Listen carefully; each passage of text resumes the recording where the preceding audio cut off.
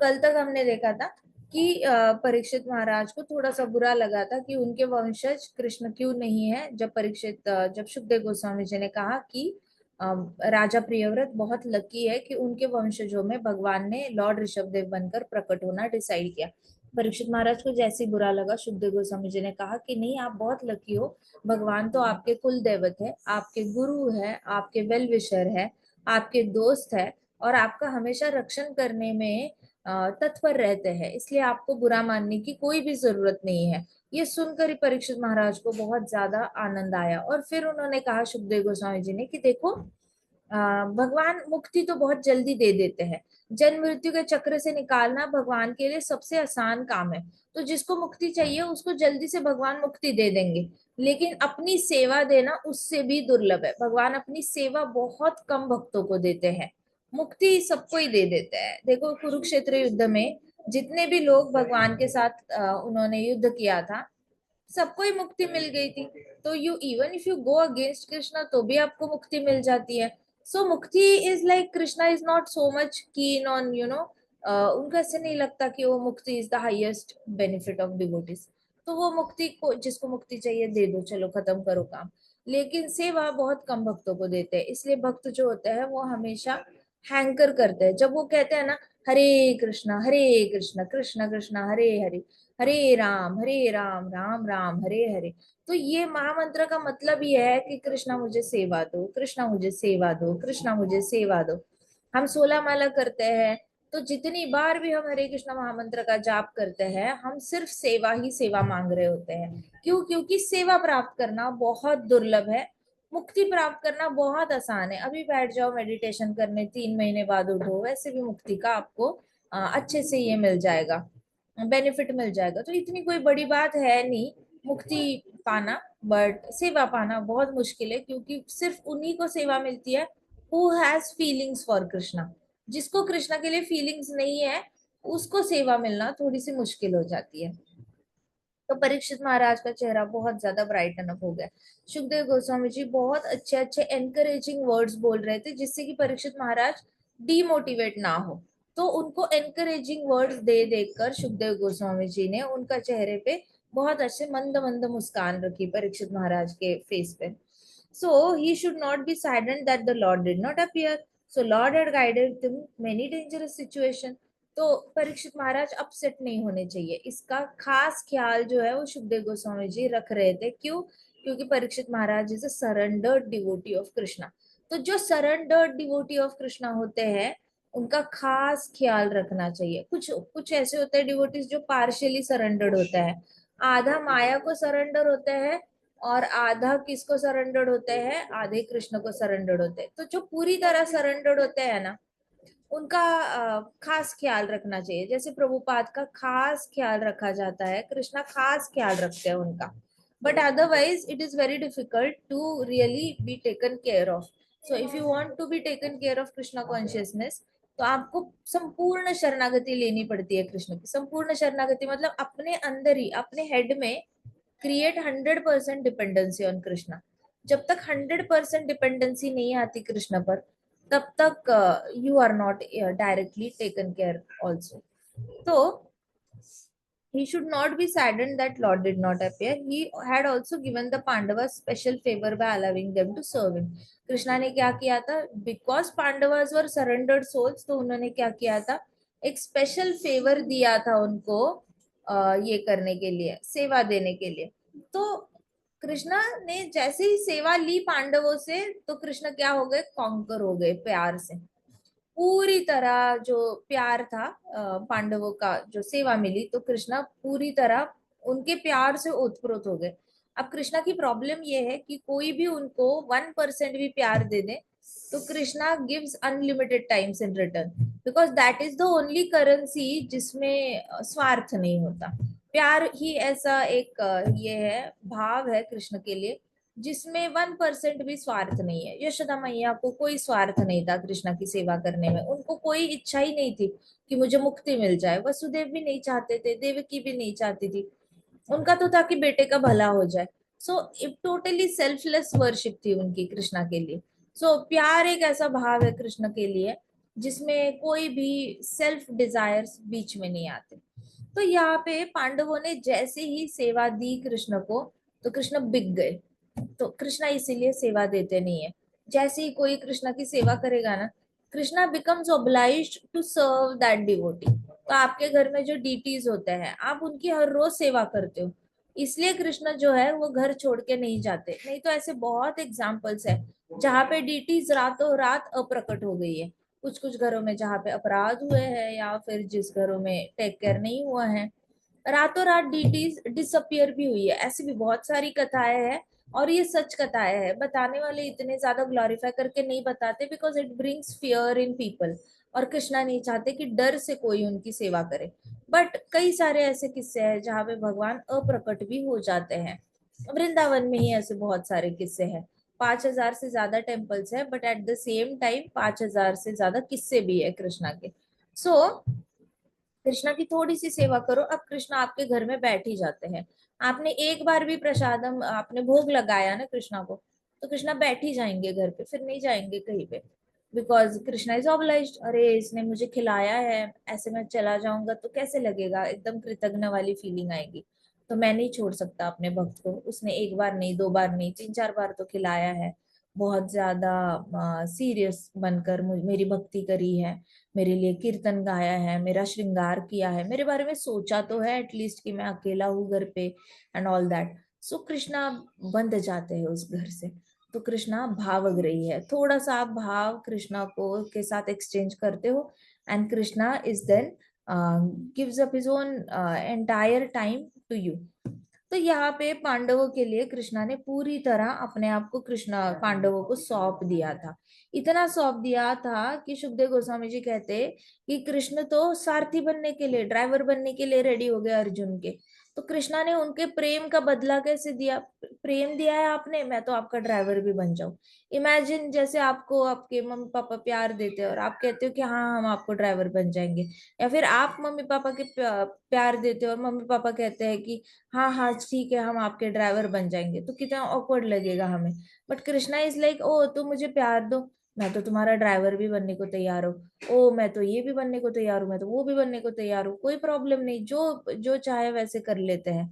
So this is how Krishna reciprocate. तो कृष्णा का जो रेसिप्रोकेशन है वो बहुत ही कभी कभी मिनियल भी चला जाता है, हम्बल भी चला जाता है, but he does his best to reciprocate the love that you give. इसलिए अपना मुट्ठी खुली छोड़ना, अपना दिल बड़ा रखना, मुट्ठी खुली छोड़ना, बिल्कुल कृष्णा पे 100% भरोसा रखना और कृष्णा की सेवा करना। देखो अभी दिल्ली में इतना अच्छा मंदिर बन रहा है, द्वारका का टेम्पल बन रहा है। तो जैसे ही आपको कोई अपॉर्चुनिटी मिलती है तो वहां पे सेवा दे देना। आपको कितने सारे टेम्पल्स बन रहे हैं, हमारे वृंदावन में इतने सारे प्रोजेक्ट्स चल रहे हैं। सो हर जगह कुछ ना कुछ सेवा देते रहना। ऐसे नहीं करना कि आपका कोई भी ऐसा दिन जो है वो बिना सेवा के व्यतीत ना हो। कुछ ना कुछ तो आपने सेवा करनी ही करनी है डेली। विदाउट सेवा एक भी दिन चला ना जाए। जिस दिन हमारा विदाउट सेवा दिन चला जाता है that day is like we were a dead body. मतलब ये बॉडी होने के बावजूद भी आत्मा का कर्तव्य पूरा नहीं हुआ, हमने आत्मा का कर्तव्य नहीं किया। जैसे शरीर के धर्म है, वैसे आत्मा का भी धर्म है सेवा करना कृष्णा की। तो जिस दिन आत्मा का कर्तव्य पूरा नहीं होता उस दिन समझ लेना चाहिए बॉडी डेड थी, ऐसे इधर उधर की रोबोट की तरह काम कर रही थी। लेकिन कृष्णा का कुछ भी नहीं किया उस बॉडी ने। सो आज का दिन डेड बॉडी डे निकला ऐसे समझना, बिकॉज आत्मा का तो कोई रोल ही नहीं प्ले हुआ। सो डिवोटी अभी यहाँ पे सुखदेव गोस्वामी जी कह रहे हैं, इसको परीक्षित महाराज को बता रहे हैं कि देखो तुम्हारे जो दादाजी थे उनकी सेवा कृष्णा ने ली, और कृष्णा ने पूरी तरह संपूर्णतः अपने आप को तुम्हारे दादाजी को सौंप दिया। पूरी तरह कॉन्कर हो गए, मतलब पूरी तरह उनके हो गए Krishna. Therefore, a devotee does not care for separate liberation. तो डिवोटी को मुक्ति नहीं चाहिए होती है। मुक्ति में there is no fun at all. Why there is no fun? Because लगाओ क्या ये? हाँ। सो मुक्ति में देर इज नो फन, क्योंकि आपको कृष्णा के साथ रेसिप्रोकेशन करने का मौका नहीं मिलता। आप क्या करोगे मुक्ति पाके? जाके ब्रह्म ज्योति में बैठोगे। ब्रह्म ज्योति में बैठने के बाद क्या सेवा दोगे कृष्णा की? Nothing, you can talk to him, you can not dance with him, you can not, मैं लगा दिया शायद, so you can not dance with him, you can not talk to him. आप उनके साथ बुक रीडिंग नहीं कर सकते, आप उनके साथ गाय चराने जा रहे हैं कृष्णा तो उनके आसपास घूम नहीं सकते, उनके गले की माला बनकर सेवा नहीं कर सकते, आप उनको वॉक करते हुए नहीं देख सकते, उनको बातें करते हुए नहीं देख सकते, उनकी छोटी छोटी लीलाएं नहीं देख सकते, आप ब्यूटीफुल पिकॉक्स नहीं देख सकते गोलोक में, आप सुंदरता जितनी है, झरनों की सुंदरता है, राधा रानी है, गोपियां है, इन लोगों के जो इतने पास टाइम्स चलते रहते हैं, कभी रूठना मनाना मस्ती करना, इधर बातें चल रही है उधर बातें चल रही है, ब्यूटीफुल कुछ भी नहीं, मतलब आंखों को कोई सुख नहीं है, कानों को कोई सुख नहीं है, कोई कीर्तन नहीं सुन सकते आप, या फिर हरि हरि की लीला नहीं, हरि की कथा नहीं सुन सकते, कहीं पे ग्लोरिफिकेशन हो रहा है आपके, दूर दूर तक कानों पे वो ग्लोरिफिकेशन आ भी नहीं रहा। तो मुक्ति मतलब क्या होता है? मुक्ति का मतलब है स्पिरिचुअल सुसाइड, क्योंकि there is no fun at all. आपको ब्रह्म ज्योति में तो ऐसे है कि मानो आपको बहुत ज्यादा हेलोजन लाइट्स लगा दिए और उस लाइट्स में आपको ग्राउंड पे बिठा दिया, अब आपके पास कुछ भी नहीं है, ना टॉयज है ना बुक्स है ना कुछ है, और आपको कहा जाए शांत बैठो, बिल्कुल शांत बैठो, कुछ भी नहीं करना, हिलना भी नहीं, आपकी बॉडी हिलनी नहीं चाहिए, आंखें भी ऐसे ऐसे ऐसे ऐसे मीचनी नहीं चाहिए, शांत बैठो। तो आपको ढेर सारी लाइट में शांत बैठना बोरिंग नहीं लगता? बोरिंग है या नहीं है बताओ? कोई आनंद है क्या उसमें? Exactly exactly. इसमें कोई आनंद ही नहीं है। तो परीक्षित महाराज को ये बता रहे हैं सुखदेव गोस्वामी जी कि भगवान जो डिवोटीज जो है ना उनको लिबरेशन नहीं चाहिए होता, क्योंकि वो इनएक्टिव लाइफ इमेजिन ही नहीं कर सकते। डिवोटीज कभी ऐसे इमेजिन ही नहीं कर सकती कहीं पे जाके स्टैचू होके बैठ जाना है, कहीं पे जाके स्टैचू होना, ऐसे तो हम भौतिक जगत में स्टैचू नहीं होते, और ब्रह्मज्योति में जाके स्टैचू होने की बात कर रहे हो, मतलब ये क्या बात है? एकदम ही आपके स्वभाव के विपरीत ऐसी कोई स्टेज बता रहे हो आप। सो devotees never care for liberation. The Lord's devotees are blissful just by bathing in devotional service. तो डिवोटीज जो होते हैं वो ऐसे ही खुश रहते हैं, भक्ति करके ही बड़े उनके चेहरे पे प्रसन्नता रहती है। मैंने ऐसे बड़े सारे भक्त देखे हैं वृंदावन में जिनकी लाइफ में कुछ भी सही नहीं चल रहा, ना उनके रिश्ते सही चल रहे होते हैं, ना उनके पास करियर होता है, ना उनके पास कोई बैंक अकाउंट होता है, कुछ भी नहीं, कभी कभी तो कुछ भी सही नहीं चल रहा है, बट उनके चेहरे की स्माइल नहीं रुकती, उनके चेहरे पे जो तेज होता है, प्रसन्नता होती है भगवान की सेवा करने के बाद, they literally live like hand to mouth, कि चलो आज का प्रसाद हम की हो गई तैयारी तो वी आर हैप्पी। और ऐसे भी डिवोटीज है जो काफी सालों से ऐसे ही जी रहे हैं बट निश्चिंत पूरी तरह कृष्णा पे डिपेंड होके जी रहे हैं।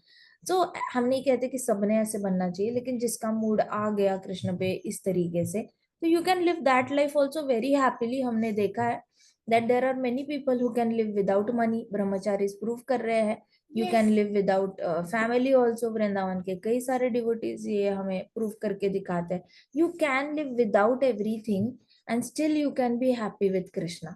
तो ये पॉसिबल है। सो परीक्षित महाराज कह रहे हैं डिवोटीज को जो होता है ना भक्ति में संपूर्णतः डूब के उससे सुख प्राप्त करना आता है, and in this way they are relieved from material tribulations.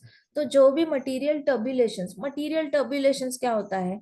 आपके मटेरियल टर्बुलेशंस में आपका जो बहुत ज्यादा खास इंसान है उससे दूर होना, जैसे कि एक माँ का पुत्र को खो देना, किसी माँ का पुत्र का देहांत हो जाना, डेथ हो जानी, किसी पत्नी के पति की डेथ हो जानी, किसी पति के पत्नी की डेथ हो जानी, कोई अपनी माँ को बचपन में ही खो देता है, या अपनी पिताजी को बचपन में ही खो देता है। तो ये वाले जो दुख होते हैं इसको कहते हैं मटीरियल टर्बुलेशंस। मटीरियल टर्बुलेशंस में सेपरेशन सबसे पहला टर्बुलेशन है, सेपरेशन बाय डेथ, और ऐसे ही लॉस, लॉस ऑफ डेथ। तो ये सबसे पहला टर्बुलेशन माना जाता है जो एक मानव जाति को या फिर एनिमल स्पीशीज को भी बड़ा खलता है। आप किसी भी जीवात्मा को देखो, डेथ इज वन थिंग जो उनको बहुत खल जाती है। तो ये पहला टर्बुलेशन होता है। दूसरा टर्बुलेशन होता है अपनी बॉडी को अप्स एंड डाउन से जाते हुए देखना। तो जैसे ही बॉडी कभी कभी अच्छे से रहती है, कभी हेल्दी रहती है, कभी अनहेल्दी रहती है, कभी हेल्दी रहती है, कभी अनहेल्दी रहती है, तो इसके थ्रू नेविगेट करना ये भी एक मटेरियल टर्बुलेशन है, जिसमें बहुत फियर इंस्टॉल हो जाता है। मतलब बहुत ज्यादा लोग डर जाते हैं इस केस में भी। पहले वाले में जिसमें सेपरेशन है उसमें बहुत दुख है, और शरीर की यातनाएं जो है उसमें डर बहुत छुपा हुआ है। तो मटेरियल टर्बुलेशंस में ढेर सारा लैमेंटेशन आ जाता है, ढेर सारा फियर आ जाता है। ये हमें लॉर्ड ऋषभदेव ने खुद भी बताया है वैसे। और परीक्षित महाराज को सुखदेव गोस्वामी जी वही चीज रिपीट करके बता रहे हैं, लेकिन डिवोटी पर्सपेक्टिव से बता रहे हैं।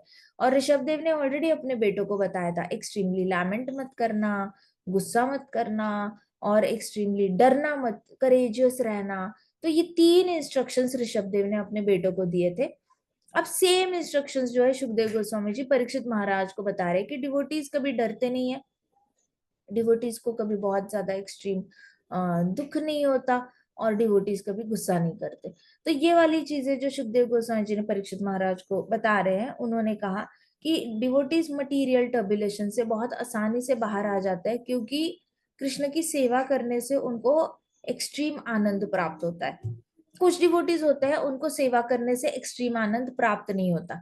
इसका मतलब क्या, वो सेवा के आड़े कुछ और ही कर रहे हैं, अपने ईगो को सेटिस्फाई कर रहे हैं, इंटेलिजेंस को सेटिस्फाई कर रहे हैं, या फिर माइंड को सेटिस्फाई। 3 सटल बॉडीज में से, सूक्ष्म बॉडी में से किसी एक चीज को अगर डिवोटी सेटिस्फाई करने जाता है, तो वो प्योर हैप्पीनेस मिस आउट कर देता है। जैसे आप लोग हर रोज हरि कथा में आते हो, आप हरि कथा सुनते हो, तो आपको प्योर आनंद मिलता है। ना आप यहाँ पे इंटेलिजेंस सेटिस्फाई करने आए हो, ना आप किसी 4 लोगों को अपना इरुडाइटनेस दिखाने आए हो, ना आप अपने मन को खुश करने आते हो, ना अहंकार में आप बहुत ज्यादा फर्टिलाइजर डालने आते हो। आप आते हो तो प्योर एंजॉय करने के लिए आते हो। सो हरि कथा is meant only purely for enjoyment. Background में भी नहीं सोचना चाहिए कि मैं इस हरि कथा का इस्तेमाल इधर कर सकता हूँ, उधर कर सकता हूँ, ऐसे करता हूँ, ऐसे करता हूँ। तो ऐसा कोई अगर आपको ऐसा प्रोग्राम मिलेगा जहाँ पे कृष्ण के नाम पे नाम पे कोई ऐसे सुन रहा है कि ओ मैं सुन के यहाँ पे यूज करूंगा, इसको इम्प्रेस करने के लिए, उसको इम्प्रेस करने के लिए, अगर बैकग्राउंड में ऐसा कुछ चल रहा है जहाँ पे आप कृष्ण की कथाएं इसलिए सुन रहे हो ताकि आप किसी और को इम्प्रेस कर पाओ, तो वो भक्ति नहीं है। फिर वो इंटेलिजेंस को सेटिस्फाई करने वाली पहली एक्टिविटी होगी, और सेकंड है ईगो को इम्प्रेस करने वाली। तो आपका इंटेलिजेंस और ईगो बीच में आ गया, आपने तो आनंद ही खो दिया ना। Now you can not be happy in Hari Bhagavat कथा सुनकर या भगवत गीता सुनकर। इसलिए डिवोटीज की अटेंडेंस जो होती है वो भगवत गीता में कभी कभी ऊपर नीचे होती रहती है। आधे लोग अपने पर्सनल लाइफ को प्रायोरिटाइज करते हैं, भगवत गीता को लेस प्रायोरिटाइज करते हैं। कुछ लोग अपने प्रोफेशनल लाइफ को प्रायोरिटाइज करते हैं, भागवतम क्लास को लेस प्रायोरिटाइज करते हैं। तो ये वही लोग हैं जिनकी कंसिस्टेंसी नहीं होती भागवत कथा सुनने में, भगवत गीता सुनने में, या फिर हरि कथा सुनने में, कृष्णा के रिलेटेड पास टाइम सुनने में। तो जिनकी कंसिस्टेंसी नहीं होती, इसका मतलब उनको they are not able to be happy with it. और वो हैप्पीनेस उनको आ नहीं रही है, वो सुन तो रहे हैं लेकिन उनको बहुत ज्यादा अंदर से बटरफ्लाईज नहीं आते उनके हार्ट में और पेट में। दे आर नॉट लाइक वाह वाह इतना मजा आया, कितना मजा आया, ये ऐसा हुआ वैसा हुआ। सो उनके अंदर से ही ऐसे प्रफुल्लित, दे डोंट फील दैट। तो जो नहीं फील करता वो डेफिनेटली, गलती से क्यों ना हो, उसको खुद पता नहीं शायद, या फिर कुछ तो एक एजेंडा है, किसी को तो इम्प्रेस करने के लिए वो सुन रहा होता है। और उसकी वजह से कभी कभी क्या हो जाता है, कथा सुन के जाता है, घर पे जाके बीवी को टॉन्ट मारेगा, या फिर पति को टॉन्ट मारेंगी पत्नियां, या फिर अपने बच्चों को टॉन्ट मारेंगे। सो कथा सुनने के बाद अगर ऐसे वाला बिहेवियर आ जाता है, इसका मतलब ईगो को सेटिस्फाई किया जा रहा है। कथा सुनने के बाद आप क्या करते हो उससे पता चलता है, एंड नेक्स्ट टाइम आप कंसिस्टेंट हो या नहीं। तो जो कंसिस्टेंट हो रहा है वो तो रस एब्जॉर्ब कर पा रहा है, वो तो उस भवरे की तरह है जो फूल पे बैठा है, और उसका मेन बिजनेस है फूल में से नेक्टार एक्सट्रैक्ट करना, दैट्स इट, उसका और कोई बिजनेस नहीं है। तो वैसे जो कथा को एंजॉय कर लेता है बहुत ज्यादा, वो कंसिस्टेंट रहता है, और जो नहीं एंजॉय कर पाता वो अपने इंटेलिजेंस और ईगो को सेटिस्फाई कर रहा होता है, कभी कभी माइंड को भी सेटिस्फाई कर रहा होता है। तो ऐसे बहुत सारे मंदिर में आते हैं कुछ कुछ। एक राजकोट में इंसिडेंट हुआ था एक महाराज कहते हैं कि एक लड़का आता था, उसने आया और कहा कि महाराज मुझे शादी करनी है, मैं लड़की ढूंढ रहा हूँ। तो महाराज ने कहा क्या तुम इसलिए मंदिर आते हो? तो कहता है कि नहीं, मैं सोच रहा हूँ कि श्री श्री राधा नीलमाधव जी मुझे मदद करेंगे, कोई लड़की दिला देंगे। अब महाराज कहते कुछ दिनों बाद एक लड़की भी मंदिर आने लगी, और वो भी शायद श्री श्री राधा नीलमाधव जी से पति मांग रही थी। अब ये दोनों आपस में मिले और इनका शादी विवाह हो गया। और जैसे इनका विवाह हो गया, दोनों ने आना छोड़ दिया। ये लोग मंदिर आ ही रहे थे, किस लिए आ रहे थे? अपनी मन की तृप्ति के लिए आ रहे थे, इनको अपने मन को सेटिस्फाई करना था, क्योंकि इनको पार्टनर चाहिए था। अब जैसे ही एक दूसरे को पार्टनर मिल गए, राधा कौन श्री राधा नील माधव जी, हम नहीं जानते आपको, आपने हमको मिलाया, लेकिन हमें आपसे अभी कोई लेना देना है नहीं। So they couldn't extract the happiness of watching the deity also. उन्होंने शुरुआत में तो देखा भगवान को, लेकिन वो उनका रस स्वादन नहीं कर पाए, कि एक बार नीलमाधव जी को देखो तो आप सब कुछ भूल ही जाते हो, आपको और देखने का मन करता है, और देखने का मन करता है, घर जाने का मन नहीं करता। और फिर घर जाते हो तो नेक्स्ट डे कब आए, जाना है, सैटरडे को जाना है, संडे को जाना है। तो ऐसे अंदर से ही बहुत ज्यादा स्ट्रांग डिजायर हो जाता है। अगर उनके अंदर नहीं आया, इसका मतलब वो भक्ति नहीं, कुछ और ही कर रहे थे, मन को सेटिस्फाई करने के लिए आए थे। सो यहाँ पे परीक्षित महाराज को सुखदेव गोस्वामी जी बता रहे हैं कि डिवोटीज जो होते हैं वो मटेरियल ट्रिबुलेशंस को इजीली क्रॉस कर लेते हैं, क्योंकि वो एंजॉय करते हैं, ब्लिसफुल डिवोशनल लाइफ एंजॉय करते हैं। Bliss is way way ahead than happiness. Happiness होती है वो आती है जाती है, according to Bhagavad Gita happiness is unsteady, मतलब कभी हैप्पीनेस होगी कभी नहीं होगी। ब्लिस जो होता है आनंद, आनंद, अनंत आनंद, आनंद कांस्टेंट ठहर जाता है। There is only one thing that is constant and that is Anand. Material world कितना भी लोग बोले दुखालय शाश्वतम, दुखालय अशाश्वतम, डिवोटी को इस स्टेटमेंट से फर्क ही नहीं पड़ता, क्योंकि डिवोटी अंदर से ही आनंद हमेशा हर मोमेंट फील करता रहता है। वो सुकून महसूस करता है अपने अंदर कृष्ण के बारे में सोचकर, जीवात्माओं की सेवा करके। उसके अंदर जो चमक होती है अंदर से, एक सुकून, एक बहुत अच्छी हैप्पीनेस। तो devotee can experience bliss, rest nobody can experience bliss.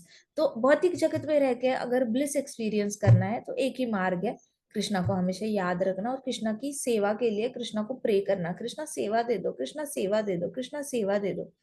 और फिर लकी हो तो आपकी फेवरेट सेवा आपको मिल जाएगी, और लकी नहीं हो तो पहले अनफेवरेट सेवा मिलेगी।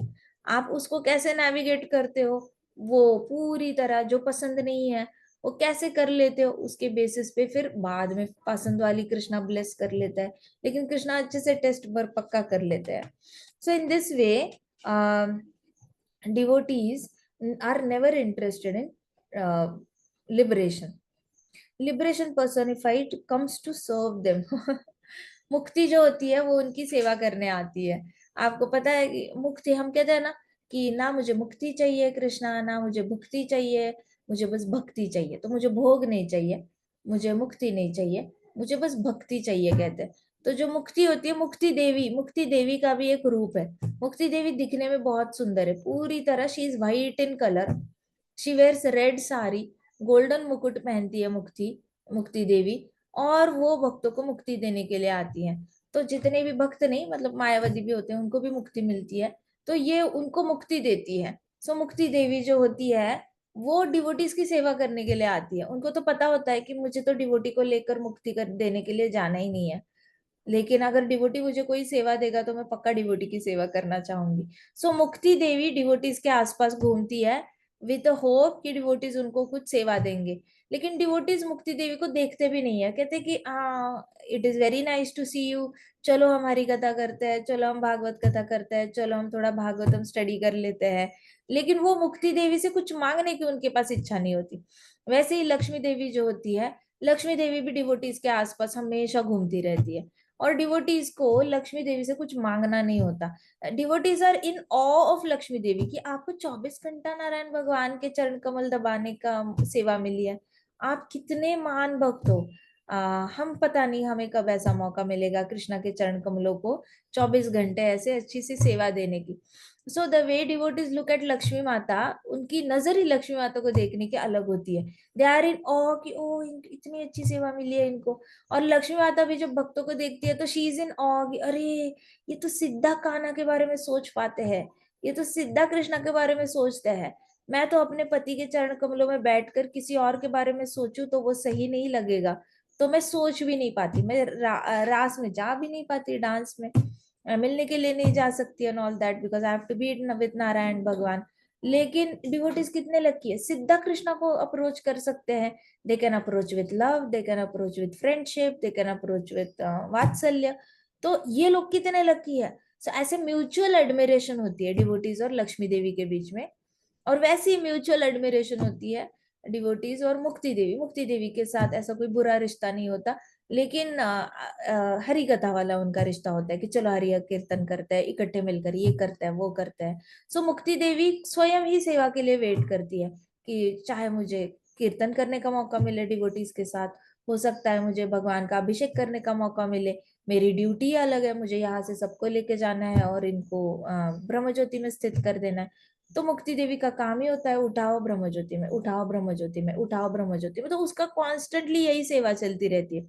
सो she is very happy when she gets to see devotees आरती कर रहे हैं, डांस कर रहे हैं, कीर्तन कर रहे हैं, एंजॉय कर रहे हैं कथा।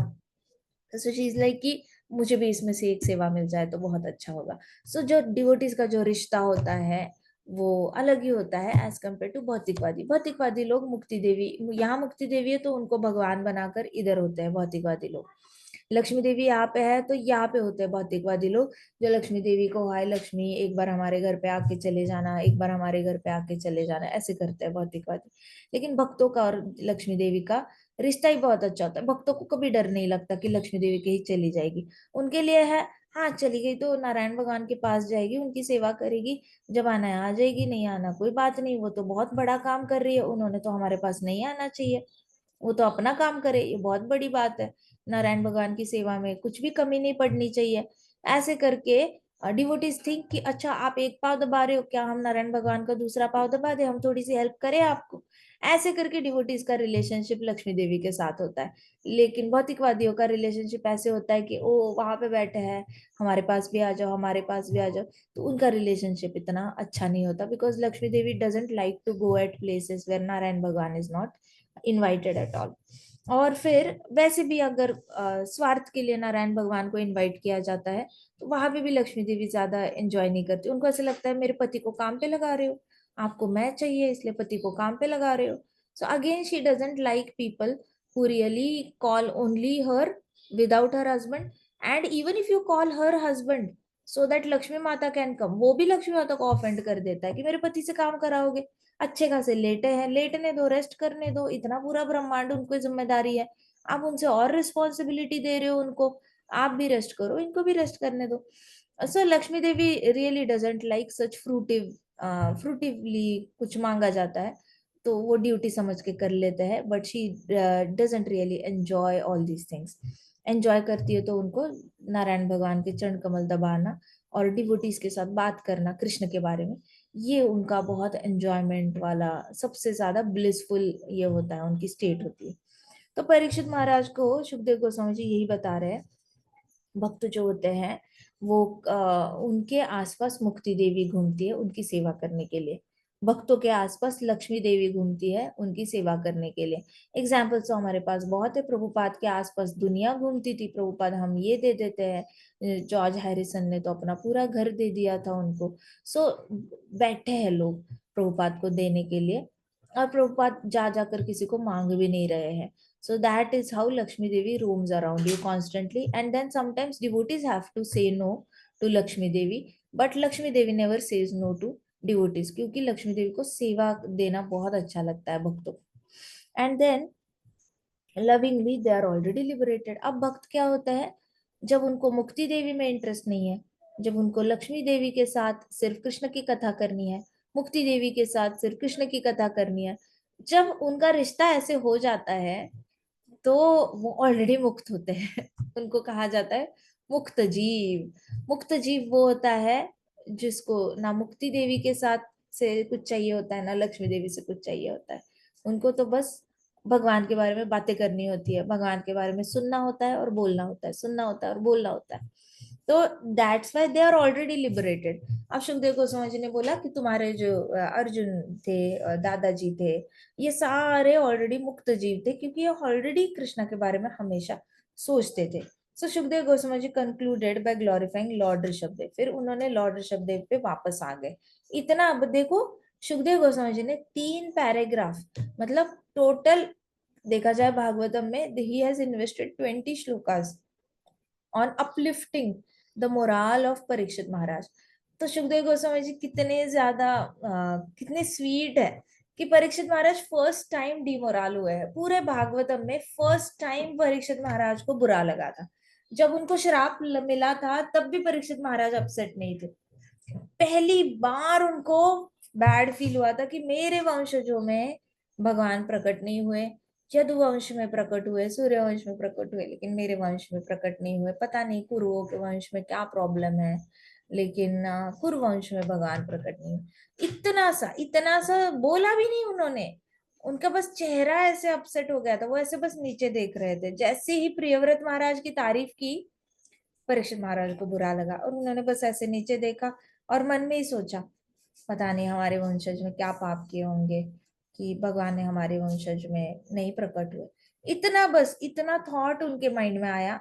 एंड सुखदेव गोस्वामी जी ने अपनी जान लगा दी परीक्षित महाराज को प्रूव कराने में कि तुम्हारे वंशज सच में अच्छे हैं, सच में प्योर डिवोटीज है। उनको ना मुक्ति देवी से कुछ चाहिए ना लक्ष्मी देवी से कुछ चाहिए, लेकिन मुक्ति देवी तुम्हारे पूर्वजों के आसपास घूमती है, तुम्हारे आसपास घूमती है।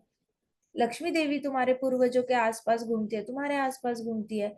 भगवान कृष्ण साक्षात आकर तुम्हारा रक्षण करते हैं, तुम्हारे दोस्त बनते हैं, तुम्हारे गुरु बनते हैं। इतना ज्यादा तुम्हारे वंश पे कृष्णा ने कृपा दिखाई है, तो तुम वो एक्नॉलेज करो। ऐसे करके बड़े प्यार से सुखदेव गोस्वामी जी ने इनडायरेक्टली परीक्षित महाराज को समझाया है। और परीक्षित महाराज के चेहरे पे वापस स्माइल आ गई, जो पहले से थी। पहले से ही परीक्षित महाराज एक छोटे बच्चे की तरह भागवतम सुनते हैं। परीक्षित महाराज का जो मूड है और विदुर का जो मूड है वो डिट्टो सेम है। Vidur is like more than 150 year old. Vidur बहुत बूढ़े थे जब मैत्रेय मुनि से सुन रहे थे ये सारी चीजें।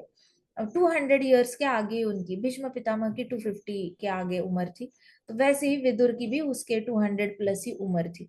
तो वो लोग भी, विदुर भी 5 साल के बच्चे की तरह भागवतम सुन रहे थे मैत्रेय मुनि के साथ। He used to chuckle in between, फिर हाँ ऐसे करते थे, फिर ऐसे करते थे, ऐसे करते थे। वैसे ही परीक्षित महाराज डिट्टो 5 साल के बच्चे की तरह भागवतम सुन रहे थे। तो ये वाला जो मूड था वो बहुत रेयर था। अब इतने ऐसे भाव के साथ जब आप भागवतम सुन रहे हो और बीच में आप अपसेट हो जाते हो, तो सुखदेव गोस्वामी जी वो स्वयं 16 साल के हैं और वो किसको दे रहे हैं भागवतम सुना रहे हैं? परीक्षित महाराज को। वो तो उम्र में बहुत बड़े हैं। सुखदेव गोस्वामी जी पेट में ही 16 साल थे, प्रकट होके ही भागवतम बोलना शुरू किया। तो सुखदेव गोस्वामी जी उम्र में परीक्षित महाराज से छोटा है, लेकिन परीक्षित महाराज एज अ श्रोता he is 5 year old only. तो सुखदेव गोस्वामी जी सुपीरियर बन जाते हैं परीक्षित महाराज से। जैसे ही अपसेट हो जाते हैं, तो जैसे छोटे बच्चे को सहलाया जाता है, समझाया जाता है, डिट्टो वैसे ही परीक्षित महाराज को सुखदेव गोस्वामी जी बड़े प्यार से समझाते हैं कि बुरा नहीं मानना। अब जैसे ही परीक्षित महाराज के चेहरे पे आंखों में चमक वापस आ जाती है, तो पटक करके सुखदेव गोस्वामी जी वापस कहाँ आते हैं? लॉर्ड ऋषभदेव के टॉपिक पे आ जाते हैं। उनको दिख जाता है कि हाँ अब ये he is cheerful now, he is enthusiastic and he is cheerful, अब वो खुश है। तो वापस फिर लॉर्ड ऋषभदेव के टॉपिक पे आते हैं। कहते हैं कि हम दंडवत प्रणाम करते हैं लॉर्ड ऋषभदेव को, जो राजा प्रियव्रत के वंशजों में प्रकट हुए। Lord Rishabhdev is master of all the Vedas. सारे वेद शास्त्रों के मालिक कौन है? तो लॉर्ड ऋषभदेव है, मतलब कृष्णा। सारे वेद शास्त्रों के स्वामी, सबका मालिक कौन है? कृष्णा। जितने भी शास्त्र आप पढ़ लो, एवरीथिंग बिलोंग्स टू कृष्णा। आप कुछ भी, कोई भी वेद शास्त्र निकालो, सबके जो मास्टर है वो कृष्णा है। तो वेद शास्त्रों में हमारे ऋग्वेद, सामवेद, यजुर्वेद, अथर्ववेद आते हैं, ईशोपनिषद आते हैं, सारे पुराण आते हैं। आप अपना आयुर्वेद देख लो, आयुर्वेद निकालो, और बाकी शास्त्र, वास्तु शास्त्र आजकल बहुत लोग पढ़ते हैं।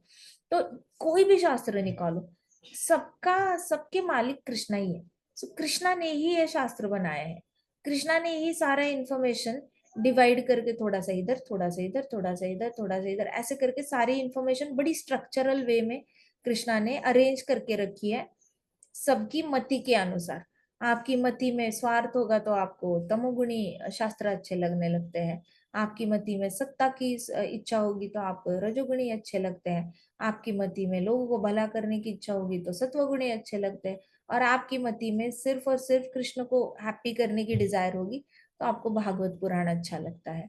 सो कृष्णा ने सबके लिए ऐसे डिवाइड करके शास्त्रों को स्ट्रक्चर करके बहुत अच्छे से रखा है। मेन्यू कार्ड जैसे बुफे डिनर होता है, आप खाना खाने जाते हो, बुफे होता है, आपको चूज करना होता है, वैसे कृष्णा ने शास्त्रों के ऐसे बुफे टाइप लगा रखा है टेबल पे।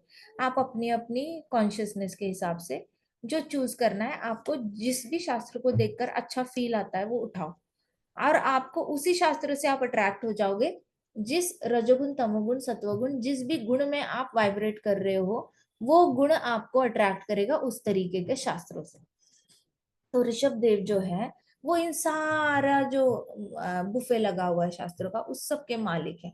उन्होंने ये सब कुछ लिखा हुआ है।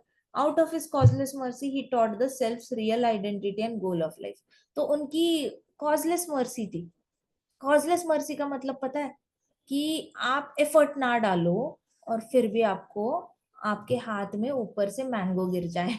आप मैंगो ट्री के नीचे बस ऐसे खड़े हो रहे हो और फिर अचानक से आपके हाथ में ऐसे मैंगो आ जाता है, एंड यू आर लाइक मैंने तो एफर्ट भी नहीं डाला, मैंने तो मैंगो को देखा भी नहीं, मैंने तो इच्छा भी नहीं की कि मेरे हाथ में मैंगो आ जाए, फिर भी हाथ में मैंगो आ गया। इसको कहते हैं causeless mercy of mango tree. Mango tree चाहता था कि वो मैंगो आपको दे दे, और आपको बिना मांगे बिना सोचे मिल जाता है। तो आजकल बहुत सारे लोग क्या सोचते हैं ना कि मांगने से मिलता है, मांगो मांगो, उसके बाद सोचने से भी मिल सकता है, सोचो सोचो। लेकिन अहेतु की कृपा तो वही होती है जहां पे आपको सोचना भी नहीं पड़ता और मिल जाता है।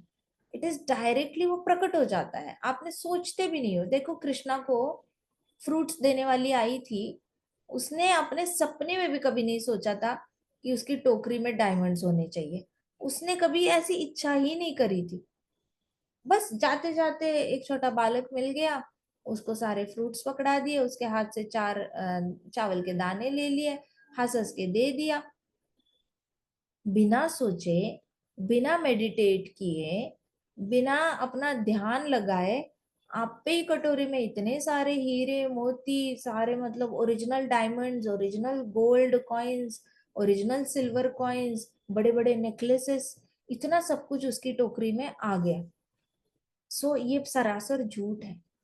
जहाँ पे कहा जाता है कि बहुत ज्यादा सोचना पड़ता है कुछ प्राप्त करने के लिए, सोच सोच के प्राप्त, नो, यू डोंट नीड।